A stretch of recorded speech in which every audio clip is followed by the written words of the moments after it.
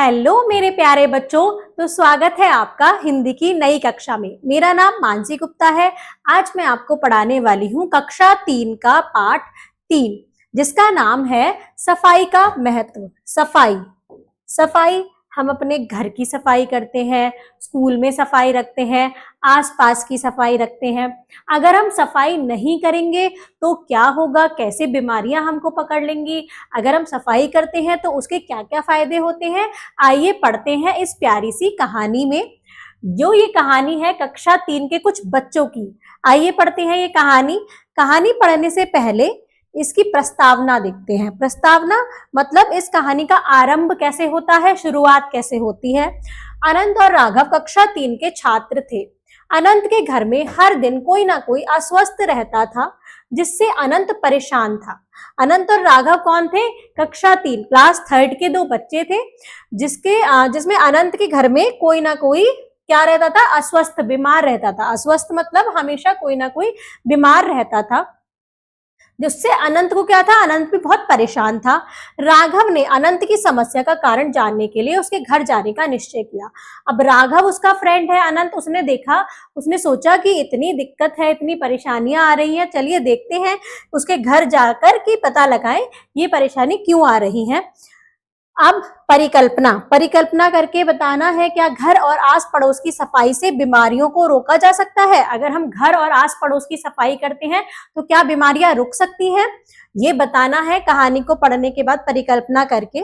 उद्देश्य, इस कहानी को पढ़ने का हमारा उद्देश्य क्या है?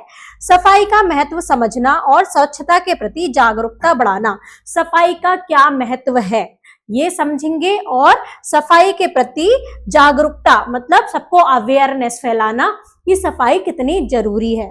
आइए पढ़ते हैं ये कहानी। कहानी शुरू होती है कुछ इस प्रकार। अनंत और राघव कक्षा 3 के छात्र थे। दोनों एक ही विद्यालय में पढ़ते थे। कौन? अनंत और राघव कक्षा 3 में पढ़ते थे और दोनों का एक ही विद्यालय था। दोनों में अच्छी मित्रता थी। आज अनंत बहुत परेशान था।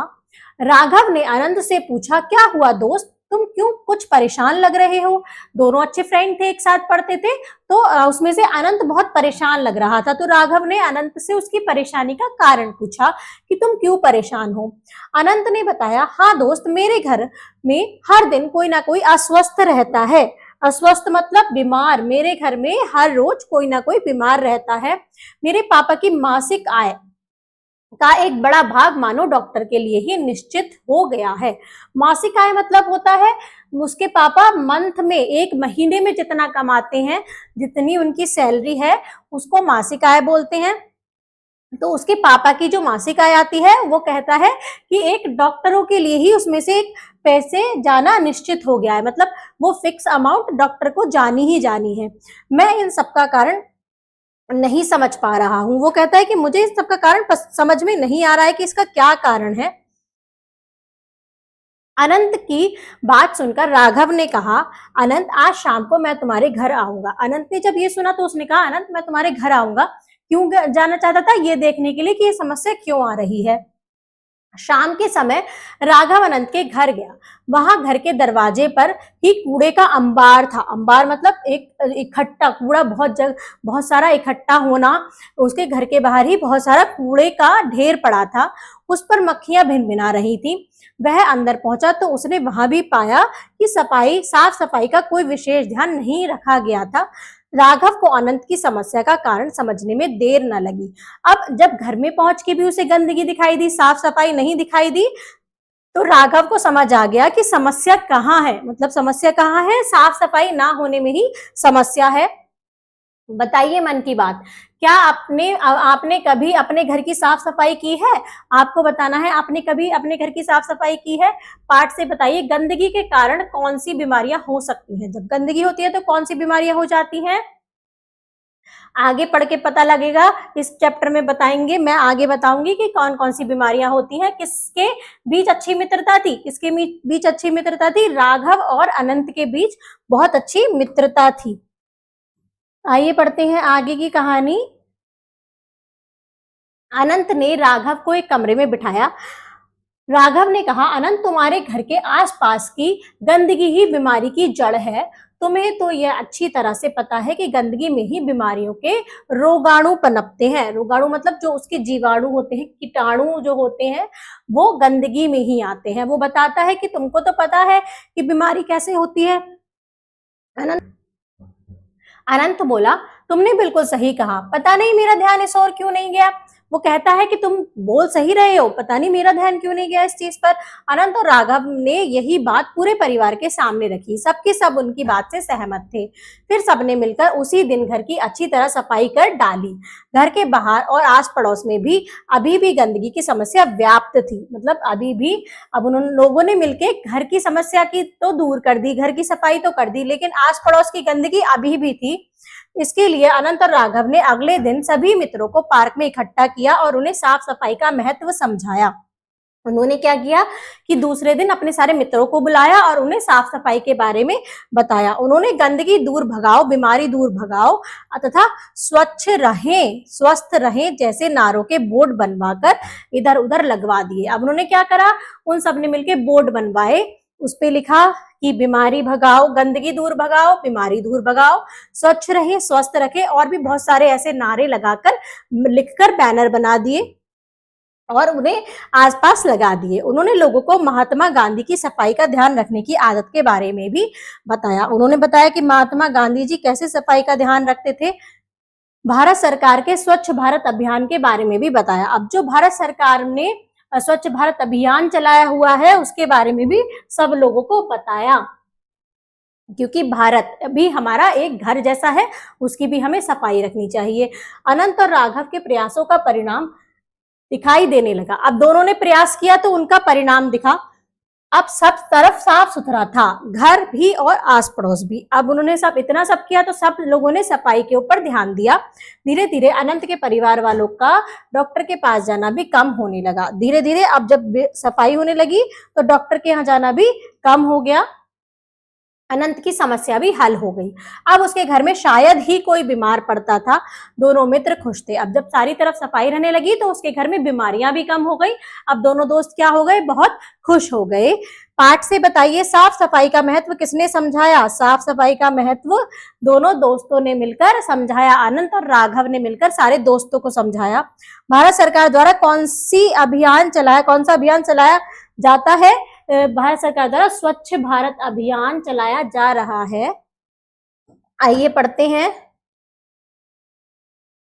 शब्द पिटारा। शब्द पिटारे में पहला स्वस्थ शब्द है आश्वस्त। आश्वस्त मतलब बीमार। मासिक आय। मासिक आय मतलब महीने भर की आमदनी, मंथली इनकम। निश्चित मतलब पक्का, मतलब उसकी सैलरी का पक्का कुछ ना कुछ भाग डॉक्टर को जाता ही है। अंबार मतलब ढेर, कूड़े का ढेर लग गया था। रोगाणु मतलब रोग फैलाने वाले नन्हे जीव। व्याप्त मतलब फैली, मतलब चारों ओर फैली हुई।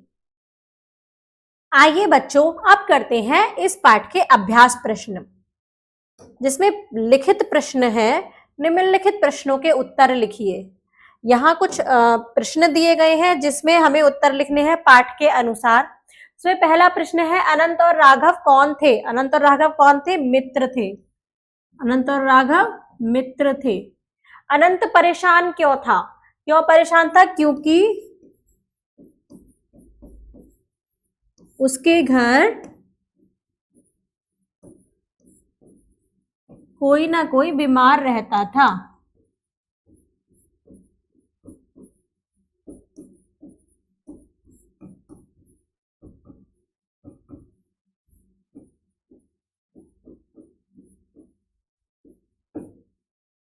अनंत के घर जाने पर राघव को क्या पता लगा?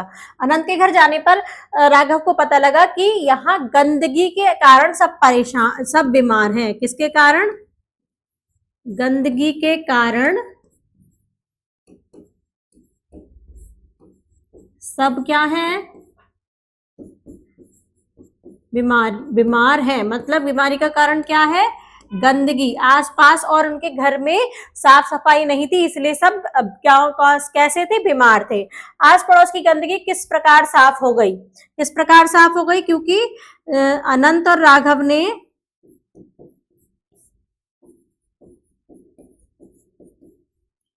राघव ने दोस्तों के साथ मिलकर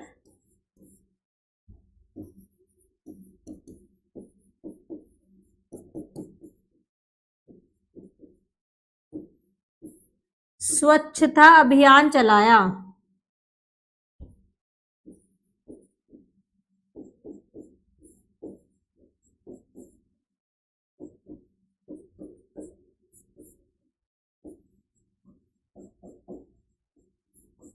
कैसे साफ हुई? क्योंकि दोनों ने मिलकर, दोस्तों के साथ मिलकर क्या चलाया? स्वच्छता अभियान चलाया। अनंत और राघव के प्रयासों से क्या परिणाम निकला? क्या परिणाम निकला कि किसके घर परेशान, अनंत के घर सब परेशान रहते थे कि अनंत के घर से बीमारियां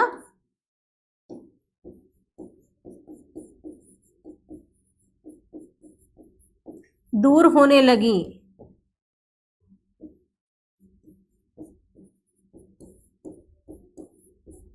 और आस पड़ोस भी पूरा क्या हो गया? साफ और स्वच्छ हो गया, जिससे बीमारियों का अंत हुआ और पर्यावरण स्वच्छ हुआ। आइए देखते हैं अगला प्रश्न। सही उत्तर के सामने राइट का चिन्ह लगाएं। राघव और अनंत किस कक्षा में पढ़ते थे? कक्षा 3 में। राघव को शाम को राघव कहाँ गया था? अनंत के घर गया था, बाजार गया था, अपने पड़ोसी के घर गया था, अनंत के घर गया था। स्वच्छ भारत अभियान किसने चलाया? अधिकारियों ने, नेताओं ने, भारत सरकार ने स्वच्छ भारत अभियान चलाया। आइए देखते हैं अगला प्रश्न। अगला प्रश्न है मौखिक। मौखिक में पहला प्रश्न है, अनंत से उसकी परेशानी के बारे में किसने पूछा?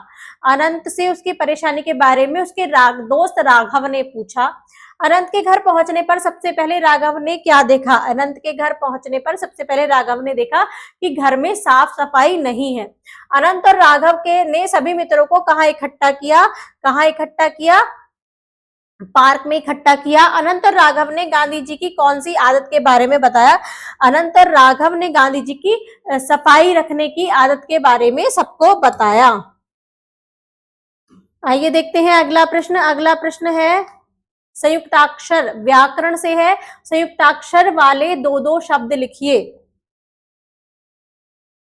स, आधा स, आधा त, क्या बनेगा? आधा स त, स्थान, नक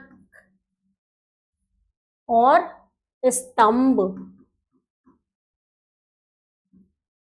आप कोई भी दो शब्द बना सकते हैं। आधा का पूरा ख, मक्खी,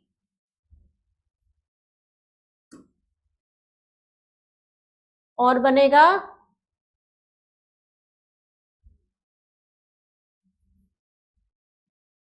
अख। आगे देखते हैं आधा प और र, प्रदूषण और प्राप्त।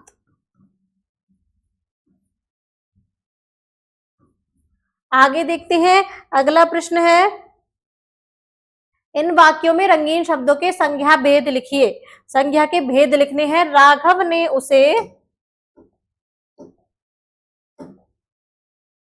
ने उससे कुछ पूछा। राघव कैसी संज्ञा है? नामवाचक संज्ञा। राघव एक नाम है। वह अनंत के घर गया। घर क्या है? स्थान, स्थानवाचक।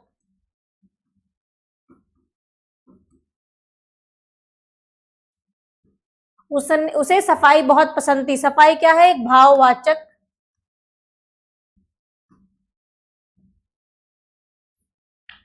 और मक्खियां बीमारी फैलाती हैं। बीमारी भी क्या है? एक भाववाचक संज्ञा है। आइए चलते हैं अगले प्रश्न पर। अगला प्रश्न है कल्पना की कलम से। कल्पना की कलम से हमें बताना है, अगर आपको अपने शहर या गांव में स्वच्छता अभियान चलाने का मौका मिले तो आप कौन कौन सी गतिविधियां और कदम उठाएंगे ताकि आपका शहर या गांव भी स्वच्छ और स्वस्थ बन सके। अगर आपके एरिया में भी स्वच्छता अभियान चलता है तो आप क्या करेंगे जिससे आपका भी योगदान हो उसमें, आपको बताना है। रचनात्मक गतिविधियां हैं। इस पाठ में अनंत और राघव ने अपनी बात समझाने के लिए कुछ नारों का प्रयोग भी किया है। आप भी स्वच्छता अभियान में योगदान देने के लिए कुछ नारे बनाइए, उन्हें बोर्ड पर लगाकर कक्षा में दिखाइए। क्या करना है, आपको भी ऐसे ही कुछ नारे बनाने हैं अपनी तरफ से और उनको कक्षा में दिखाना है। आइए देखते हैं सूझबूझ। अनंत और राघव ने घर और आस पड़ोस की गंदगी की समस्या को कैसे हल किया? स्वच्छता अभियान चलाकर। इस कहानी के आधार पर अपने आसपास के वातावरण को स्वच्छ और स्वस्थ रखने के लिए आप किन किन उपाय को अपनाएंगे? ये कहानी पढ़ के आपको पता चला कि कैसे उन लोगों ने स्वच्छता अभियान चलाया, तो आप भी अपना कैसे योगदान करेंगे, किन किन उपाय को अपनाएंगे, आपको बताना है। पाठ से प्राप्त विचार। पाठ से हमने क्या सीखा? हमें अपने घर और आस पड़ोस की सफाई का ध्यान रखना चाहिए, क्योंकि गंदगी बीमारियों की जड़ है। गंदगी से क्या होती है? बीमारियां होती हैं। जीवन मूल्य क्या है इस पाठ का? बच्चों, हमें हमेशा अपने घर और आसपास की सफाई का ध्यान रखना चाहिए, क्योंकि जब सब साफ रहेगा तो हम भी क्या रहेंगे? क्योंकि गंदगी से बीमारियों के रेगाणु पनपते हैं। साफ सफाई से न केवल हमारा स्वास्थ्य बेहतर होता है, बल्कि हम एक स्वस्थ समाज का निर्माण भी कर सकते हैं। अगर जब हम स्वस्थ रहेंगे तभी हम लोगों के लिए कुछ कर पाएंगे। स्वच्छता हमें महात्मा गांधी की शिक्षा से मिली है और स्वच्छ भारत अभियान इसी दिशा में एक महत्वपूर्ण कदम है। हमें सफाई का महत्व समझना चाहिए और दूसरों को भी इसके प्रति जागरूक करना चाहिए, ताकि हम सब मिलकर स्वस्थ और खुशहाल जीवन जी सकें। हमें सब अपने आप को भी जागरूक करना है और सबको भी जागरूक करना है स्वच्छता अभियान के प्रति, कि साफ सफाई हमें अपने घर में भी और आसपास भी रखनी है। कड़ी जोड़ों में है, क्या आपने कभी सोचा है कि महात्मा गांधी के चश्मे में ही क्यों स्वच्छ भारत लिखा गया है? महात्मा गांधी के चश्मे में क्यों लिखा है स्वच्छ भारत, एक कदम स्वच्छता की ओर? क्योंकि महात्मा गांधी ने ही संदेश दिया था साफ सफाई और स्वच्छता का, इसलिए उनके चश्मे में ही स्वच्छ भारत लिखा गया है। तो इस पाठ में हमने सीखा कि स्वच्छता अभियान या स्वच्छ भारत अभियान स्वच्छ भारत अभियान किसने चलाया? हमारी सरकार ने चलाया। तो ऐसे ही हमें छोटे छोटे कदम बढ़ाकर अपना घर, अपने आसपास की सफाई रखनी है, जिससे हमें क्या मिलेगा? जिससे हमें स्वच्छ पर्यावरण, साफ पर्यावरण मिलेगा और हम बीमारियों से बचे रहेंगे। धन्यवाद बच्चों।